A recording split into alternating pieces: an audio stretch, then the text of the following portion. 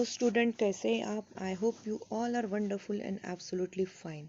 दोस्तों, आज हम बात करने वाले हैं साइंस वन के जो पहले 3 चैप्टर है उसके इम्पोर्टेंट टॉपिक्स की।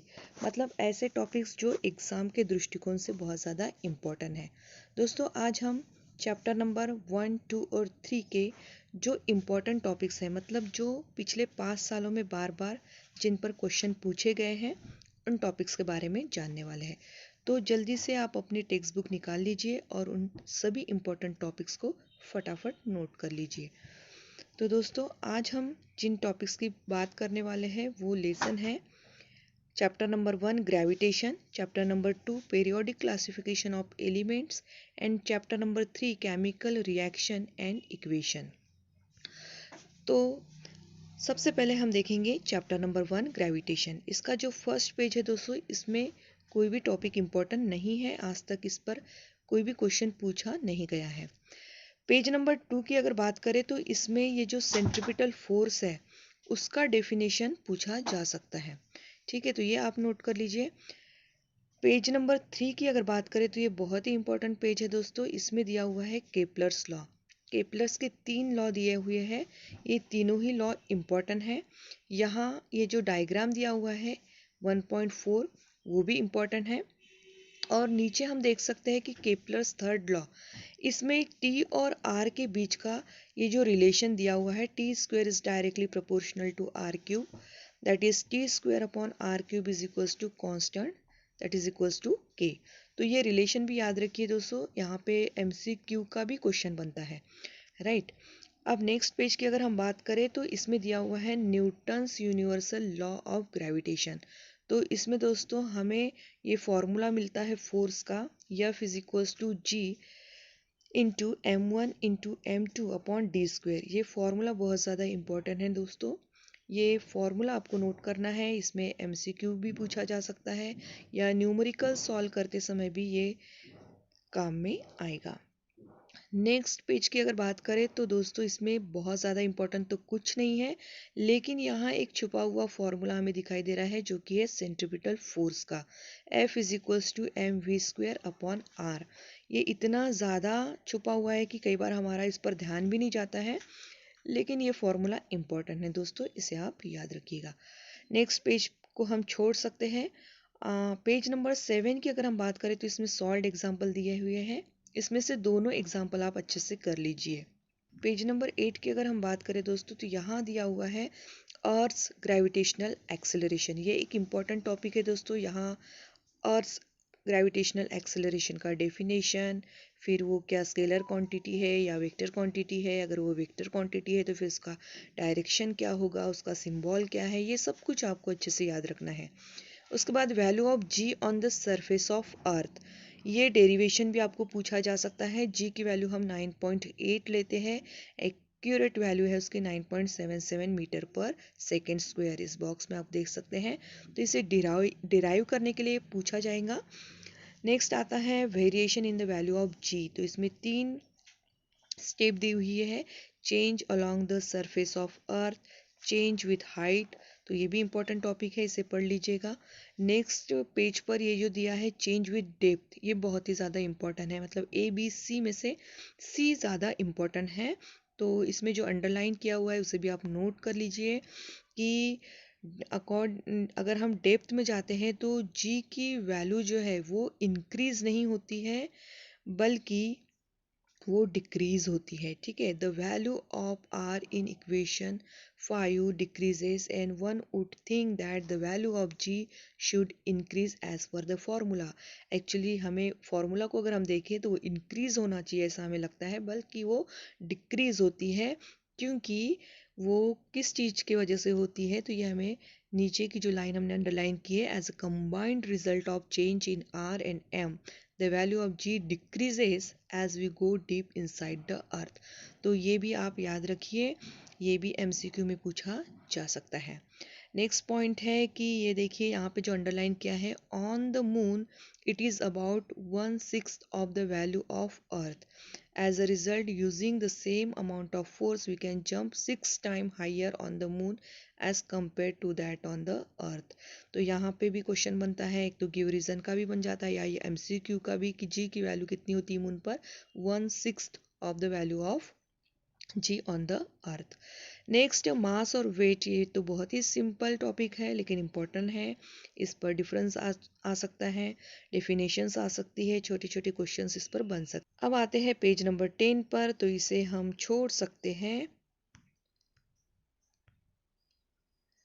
नेक्स्ट आता है पेज नंबर 11। तो पेज नंबर 11 में फ्री फॉल का जो डेफिनेशन है वो आप नोट कर लीजिए। Whenever an object moves under the influence of force of gravity alone, it is said to be freely falling. तो ये फ्री फॉल का डेफिनेशन है दोस्तों, ये इंपॉर्टेंट है। उसके बाद ये जो फॉर्मूला दिया है v is equals to g t, s is equals to 1/2 g t square, v square is equals to twice g s. ये तीनों फॉर्मूले इंपॉर्टेंट है, इसे नोट कर लीजिए। और ये जो ग्रीन कलर में मैंने हाईलाइट किया है वो वाला पोर्शन भी इम्पॉर्टेंट है, उस पर भी क्वेश्चन आ सकता है। नेक्स्ट पेज को हम पूरा छोड़ सकते हैं, पेज नंबर 12 को। पेज नंबर 13 की अगर बात करें तो दोस्तों इसमें देखिए ये बहुत ही इंपॉर्टेंट फार्मूला है, पोटेंशियल एनर्जी का फार्मूला है। पोटेंशियल एनर्जी का एम जी एच वाला फार्मूला तो आप जानते होंगे, लेकिन ये वाला जो फार्मूला है ये है minus G capital M into small m upon r plus h. ये फॉर्मूला ध्यान रखिए, इस पेपर भी एमसीक्यू का क्वेश्चन पूछा जा सकता है, ये इंपॉर्टेंट फॉर्मूला है। और दोस्तों ये कैसे क्या है ये टॉपिक, ये सब कुछ हम पहले ही वीडियो में डिस्कस कर चुके हैं। अगर आपने वो वीडियो नहीं देखी है तो ये पूरे चैप्टर पर एक बेहतरीन वीडियो बनी हुई है, 2-3 पार्ट्स में वीडियो बनी हुई है, आप वो सभी पार्ट्स की वीडियो देख सकते हैं, डिस्क्रिप्शन में मैं इसका लिंक दे दूंगी। इसके बाद एस्केप वेलोसिटी, इसका भी डेफिनेशन बहुत इंपॉर्टेंट है दोस्तों। यहाँ नोट किया हुआ है कि definition, if we keep increasing the initial velocity of the ball, it will reach larger and larger height, and above a particular value of initial velocity of ball, the ball is able to overcome the downward pull by the earth and can escape the earth forever and will not fall back on earth. This velocity is called the escape velocity. इसके बाद ये definition करने के बाद दोस्तों ये वाला portion बहुत ही ज़्यादा इम्पॉर्टेंट है। तो इसके बाद ये वाला पोर्शन बहुत ही इम्पॉर्टेंट है दोस्तों। इसमें आप सरफेस के ऊपर और एट इनफाइनाइट डिस्टेंस पर काइनेटिक एनर्जी क्या होगी, पोटेंशियल एनर्जी क्या होगी और टोटल एनर्जी क्या होगी ये दिया हुआ है। तो सरफेस ऑफ अर्थ पर क्या होगी और infinite distance from the earth पर क्या होगी, ये तीनों ही चीज़ें आपको नोट करनी है। तो ये बॉक्स जो है वो इम्पोर्टेंट है, इसे नोट कर लीजिए फटाफट। नेक्स्ट आता है हमारा पेज नंबर 14। तो इस पे भी दोस्तों ये एस्केप वेलोसिटी का डेरिवेशन दिया हुआ है। ये एस्केप वेलोसिटी की जो वैल्यू है वो 11.2 किलोमीटर पर सेकेंड कैसे आती है, तो ये डेरिवेशन भी आप अच्छे से कर लीजिए, इस पर भी क्वेश्चन पूछा जा सकता है। नेक्स्ट अगर हम बात करें एक्सरसाइज की, तो एक्सरसाइज में पेज नंबर 14 जो है उसको अगर छोड़ दे तो 15 पेज पर हम देख सकते हैं कि यहाँ हमें कुछ क्वेश्चंस दिखाई दे रहे हैं, या फटाफट नोट कर लीजिए। Solve the following examples, numericals कौन से आने वाले हैं, मतलब कौन से आ सकते हैं वो आप देख लीजिए, ठीक है। नेक्स्ट आता है हमारा chapter number 2, periodic classification of element. तो दोस्तों इसमें ये डोबेरेनर्स ट्रायड जो है ये इंपॉर्टेंट है, बहुत ही इंपॉर्टेंट टॉपिक है। इसका डेफिनेशन पूछेगा आपको, मतलब इसका स्टेटमेंट आपको लिखना होगा। और ये जो बॉक्स में हमें कुछ ट्रेड्स के एग्जाम्पल दिए हुए हैं, तो ये तीनों ट्रेड्स में से एटलीस्ट एक ट्रेड आपको अच्छे से करना है। जब भी आपको डोबेरेनर ट्रेड्स पूछा जाएगा तो आपको उसका मीनिंग लिखना है और साथ में एक एग्जाम्पल ज़रूर लिखना है। तो तीनों में से कम एक एग्जाम्पल आप अच्छे से कर लीजिए, ठीक है। उसको किस तरह से मिडल जो एलिमेंट होता है उसका एटॉमिक मास फर्स्ट और थर्ड एलिमेंट के मासेस के एवरेज के बराबर कैसे होगा, ये कैलकुलेशन भी आपको रेडी रखना है। नेक्स्ट आता है पेज नंबर 17। इसमें है न्यूलैंड्स ऑक्टेव। तो इसमें भी ये ऑक्टेव का भी एग्जाम्पल आप याद रखिए। एटलीस्ट आप हाइड्रोजन से लेकर एल्यूमिनियम तक ये सीक्वेंस को याद रखिए, इसका डेफिनेशन याद रखिए। उसके बाद आते हैं हम पेज नंबर 18 पर। तो इसमें हम देख सकते हैं, यहाँ हमें दिया हुआ है मेंडेलीव्स पीरियोडिक टेबल। तो उसका भी आप स्टेटमेंट याद रखिए। यहाँ दिया हुआ है बोल्ड लेटर्स में कि properties of element are periodic function of their atomic masses. यहाँ एटॉमिक मासेस है और आगे मॉडर्न पीरियोडिक टेबल में क्या होगा, एटॉमिक नंबर। तो ये एक सेंटेंस आप ध्यान में रखिए। उसके बाद मेरिट्स ऑफ मेंडेलियस पीरियोडिक टेबल, ये तो बहुत ही ज़्यादा इंपॉर्टेंट क्वेश्चन है दोस्तों। 3 मार्क्स के लिए आपको पूछा जाता है। इसमें 3 पॉइंट्स दिए हुए हैं, तो ये तीनों पॉइंट्स अच्छे से कर लीजिएगा, ठीक है। इसके बाद आता है डीमेरिट्स ऑफ मेंडेलिक टेबल। एक तो मेरिट्स पूछा जाएगा और अगर मेरिट्स नहीं पूछा तो जरूर डीमेरिट्स पूछा जाएगा, मतलब मेरिट्स या डीमेरिट्स इन दोनों में से एक सवाल ज़रूर पूछा जाएगा। इसके बाद आता है मॉडर्न पीरियोडिक टेबल। तो यहाँ नीचे हम देख सकते हैं बॉक्स में, properties of elements are periodic function of their atomic masses. तो ये भी याद रखिएगा।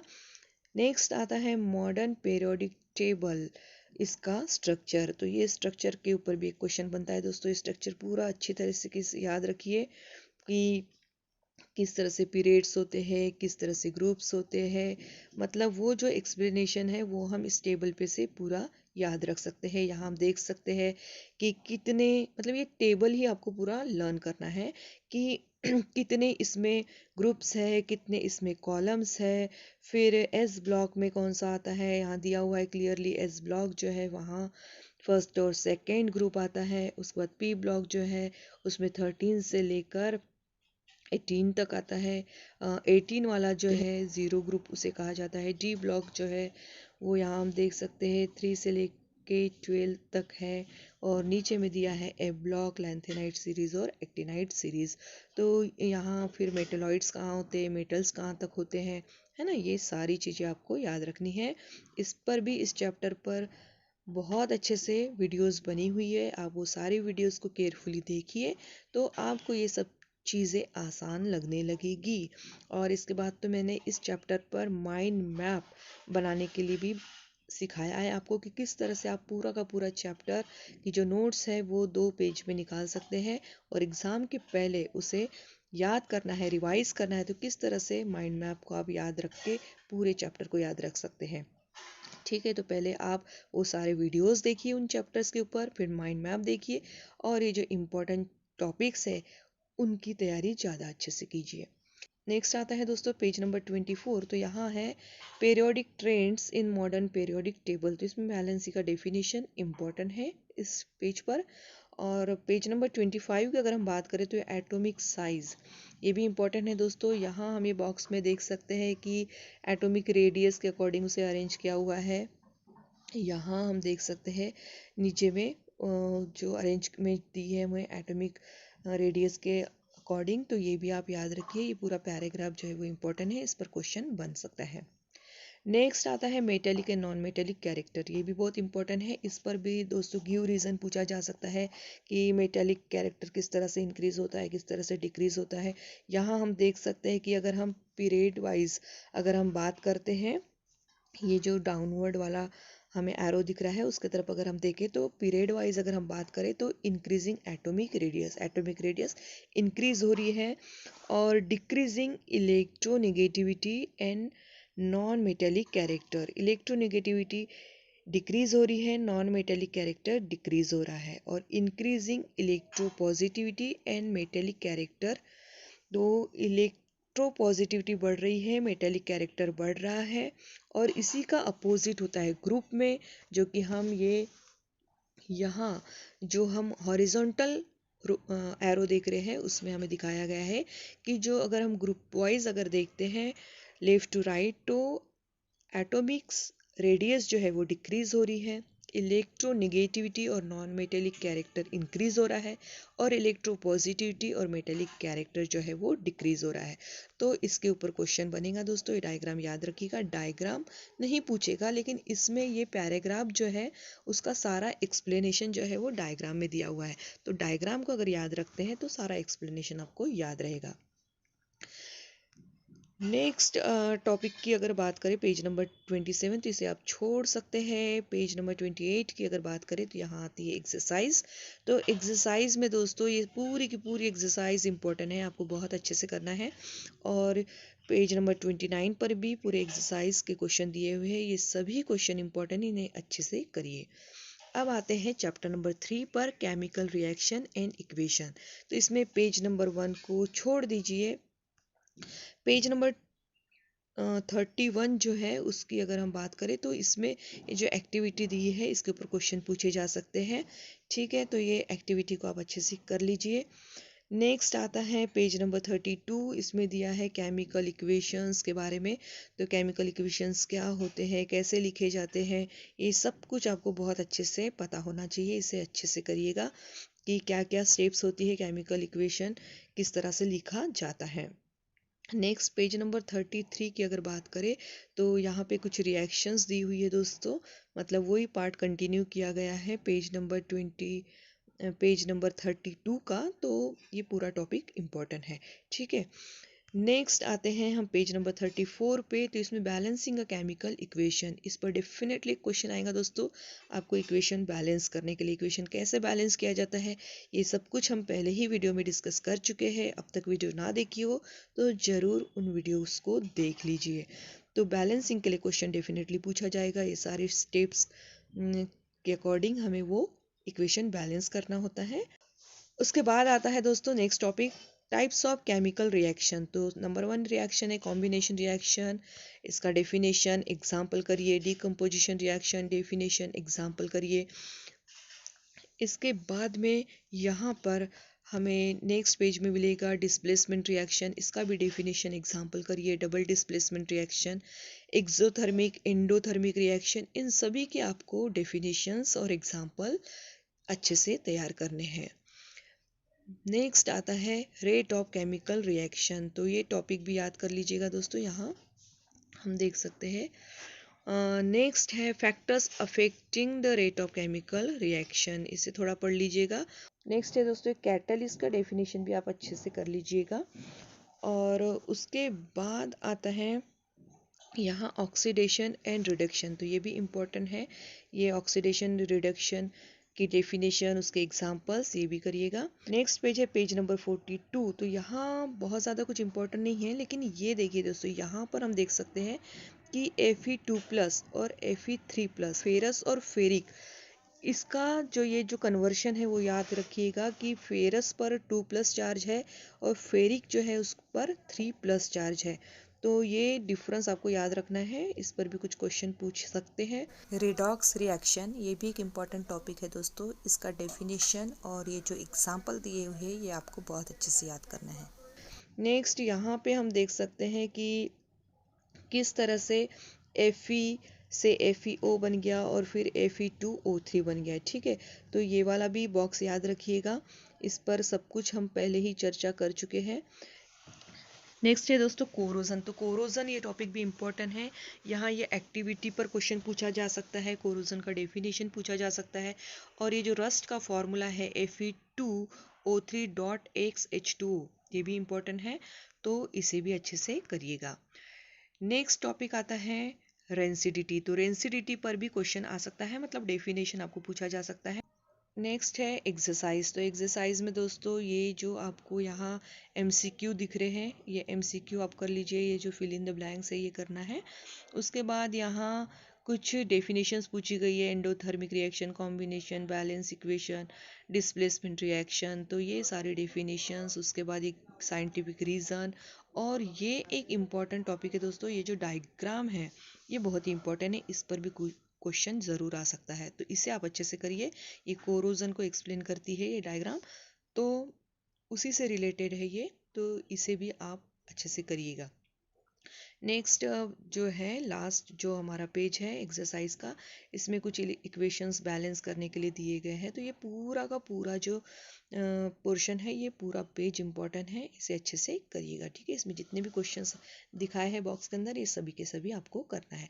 तो इस तरह से दोस्तों ये हो गए हमारे पहले 3 चैप्टर जिसके इम्पोर्टेंट टॉपिक्स आज हमने डिस्कस किए हैं। आई होप आपको ये वीडियो बहुत पसंद आया होगा। अगर आपको वीडियो पसंद आया है तो ज़रूर से लाइक कीजिए, अपने वैल्यूएबल कमेंट्स कीजिए, और अगर आपको ऐसे ही वीडियोस और चाहिए तो मुझे कमेंट बॉक्स में बताइए।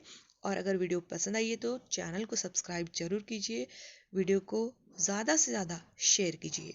फिर मिलेंगे एक नए वीडियो के साथ, तब तक के लिए stay blessed, stay happy, thank you. दोस्तों, अगर आपने अब तक इस चैनल को सब्सक्राइब नहीं किया है तो प्लीज इसे सब्सक्राइब कर दीजिए, साथ में इस बेल आइकन को प्रेस करना बिल्कुल ना भूलें ताकि आपको मेरे हर नए वीडियो का नोटिफिकेशन मिल सके। वीडियो पसंद आई हो तो इसे जरूर लाइक और शेयर कीजिए, because sharing is caring my dear friends. अपने वैल्यूएबल कमेंट्स जरूर कीजिए, और आप हमें इंस्टाग्राम, ट्विटर और हमारे फेसबुक पेज पर भी लाइक, फॉलो और कमेंट्स जरूर करें, क्योंकि आपका सपोर्ट ही हमारी रियल स्ट्रेंथ है। वीडियो पूरा देखने के लिए आपको दिल से थैंक यू।